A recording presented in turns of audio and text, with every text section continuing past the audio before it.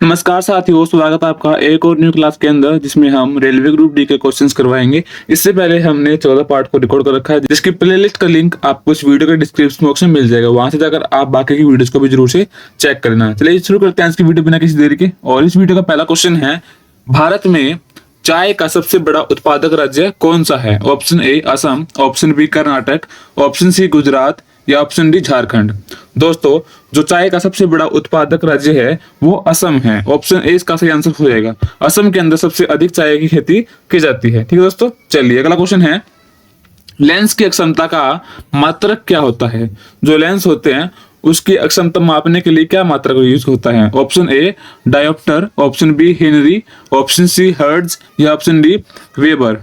दोस्तों, इसका जो सही आंसर है ऑप्शन ए यहाँ पे राइट आंसर होएगा। डायोप्टर होता है जो लेंस की अक्षमता को मापने का मात्रक होता है। ठीक है, चलिए अगला क्वेश्चन है, माउंट एवरेस्ट किस देश में स्थित है? Option A Bharat, option B Nepal, option C Bangladesh या ऑप्शन डी चीन। दोस्तों, जो माउंट एवरेस्ट है वो नेपाल के अंदर है। ठीक है, ऑप्शन बी यहाँ पे राइट आंसर हो जाएगा।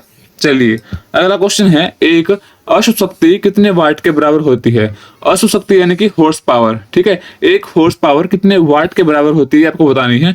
Option A 746 watt, option B 1000 watt, option C 776 watt या ऑप्शन डी 550 वाट। तो दोस्तों, जो एक हॉर्स पावर होती है वो 746 वाट के बराबर होती है। ऑप्शन ए यहाँ पे राइट आंसर हो जाएगा।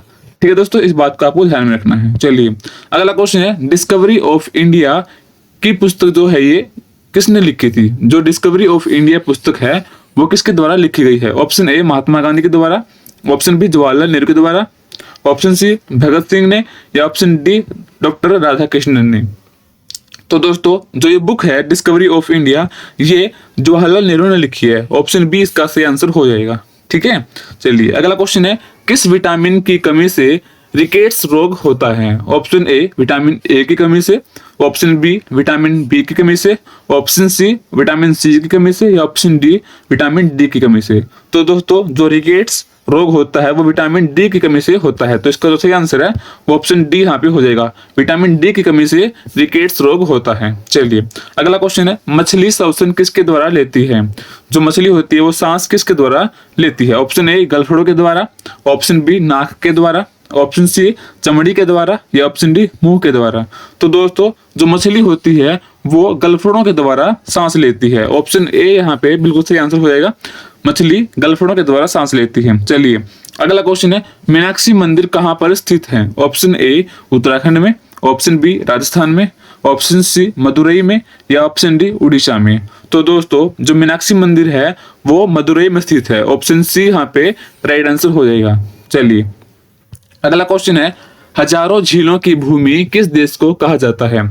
Option A Thailand, option B Finland, option C Greenland या ऑप्शन डी इनमें से कोई नहीं।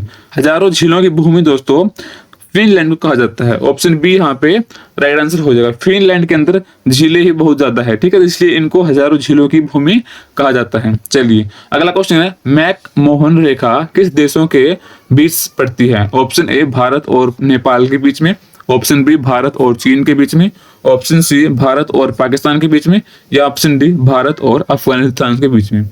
दोस्तों, जो मैक मोहन रेखा है वो भारत और चीन के बीच में पड़ती है। ऑप्शन बी इसका सही आंसर हो जाएगा। दोस्तों, वीडियो में आगे बढ़ने से पहले यदि आपने अभी तक हमारे चैनल को सब्सक्राइब नहीं कर रखा है तो चैनल को जल्दी सब्सक्राइब कर लीजिए, क्योंकि हम डेली आपके लिए रेलवे ग्रुप डे की जो मोस्ट इंपोर्टेंट क्वेश्चन है उनकी वीडियोस आपके लिए लेकर आते रहते हैं। ठीक है, और वीडियो अच्छी लगे तो वीडियो को लाइक और शेयर जरूर कर देना। टेलीग्राम ग्रुप का लिंक आपको इस वीडियो के डिस्क्रिप्शन बॉक्स में मिल जाएगा, तो वहां से जाकर आप टेलीग्राम ग्रुप को जरूर से चुन के लेना। उसके अंदर इन वीडियोस के लिंक और क्विज के क्वेश्चंस भी हम इसमें प्रोवाइड करते हैं। ठीक है, तो आप टेलीग्राम ग्रुप को जरूर से ज्वाइन कर लेना। चलिए अगला क्वेश्चन है, सबसे शुद्ध पानी कहाँ का होता है, किसका होता है? ऑप्शन ए समुद्र जल का, ऑप्शन बी वर्षा जल का, ऑप्शन सी कुएं का जल का या ऑप्शन डी इनमें से कोई नहीं। सबसे शुद्ध पानी दोस्तों वर्षा जल होता है। ऑप्शन बी यहाँ पे राइट आंसर हो जाएगा। सबसे ज्यादा जो शुद्ध पानी होता है वो वर्षा जल का होता है। चलिए अगला क्वेश्चन है, मानव में गुणसूत्र संख्या कितनी होती है? ऑप्शन ए 40, 45, 46 या फिर 50। दोस्तों मानव के अंदर जो गुणसूत्रों की संख्या होती है वो 46 होती है। ठीक है दोस्तों, ऑप्शन सी इसका सही आंसर हो जाएगा, इस बात को आपको ध्यान में रखना है। चलिए अगला क्वेश्चन है, टिहरी बांध किस नदी पर स्थित है? Option A Sutlej, option B Kaveri, option C Bhagirathi या ऑप्शन डी कृष्णा। दोस्तों जो टिहरी बांध है वो भागीरथी नदी पर स्थित है। ऑप्शन सी यहाँ पे बिल्कुल सही आंसर हो जाएगा। ठीक है, इस बात को आपको ध्यान में रखना है। चलिए अगला क्वेश्चन है, संसद में कौन सा सदन उच्च सदन कहलाता है? Option A Lok Sabha, option B Vidhan Sabha, option C Rajya Sabha या ऑप्शन डी राष्ट्रपति। दोस्तों संसद के अंदर जो सबसे उच्च सदन होता है वो राज्यसभा होता है। ठीक है, ऑप्शन सी यहाँ पे राइट आंसर हो जाएगा, राज्यसभा। चलिए ऑप्शन सी इसका सही आंसर है। चलिए अगला क्वेश्चन है, बीबी का मकबरा कहाँ पर स्थित है? ऑप्शन ए गुवाहाटी में, ऑप्शन बी जबलपुर में, ऑप्शन सी औरंगाबाद में या ऑप्शन डी ग्वालियर में।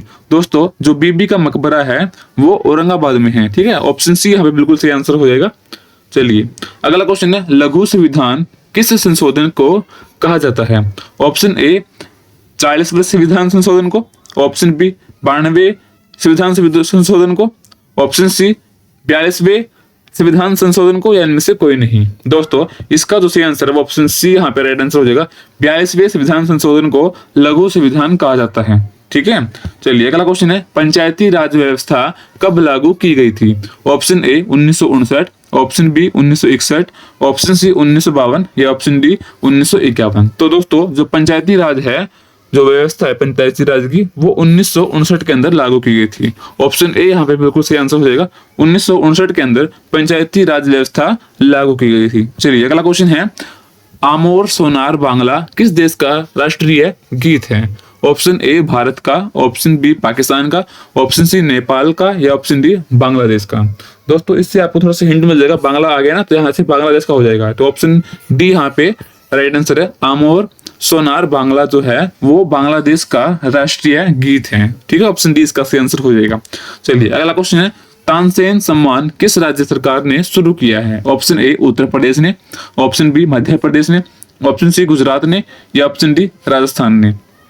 दोस्तों जो तानसेन सम्मान पुरस्कार है वो मध्य प्रदेश ने शुरुआत की है उसकी। ऑप्शन बी इसका सही आंसर हो जाएगा।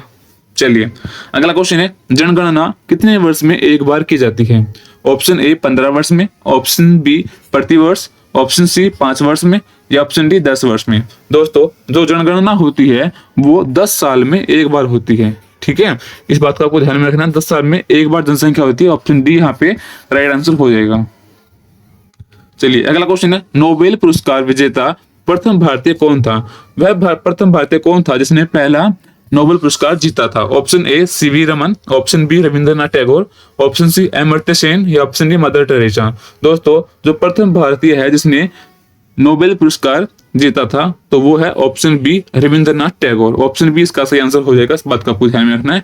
चलिए अगला क्वेश्चन है, शरीर में लोहे की कमी से कौन सा रोग हो जाता है? जब आपके शरीर में आयरन की कमी हो जाती है तो उसकी वजह से आपको कौन सी रोग या कौन सा बीमारी आपको होती है? ऑप्शन ए मधुमेह की, ऑप्शन बी उच्च रक्तचाप की, ऑप्शन सी रतौंधी की या ऑप्शन डी एनीमिया की।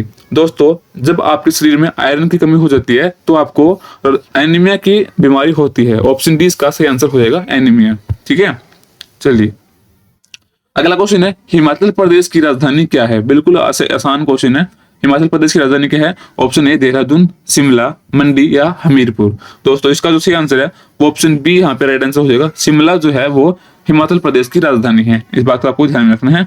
चलिए अगला क्वेश्चन है, सिकंदर की मृत्यु कहाँ पर हुई थी? ऑप्शन ए पाकिस्तान में, ऑप्शन बी चीन में, ऑप्शन सी अमेरिका में या ऑप्शन डी बेबीलोन में। दोस्तों जो सिकंदर है उनकी मृत्यु बेबीलोन के अंदर हुई थी। ऑप्शन डी इसका सही आंसर हो जाएगा। ठीक है, इस बात को आपको ध्यान में रखना है।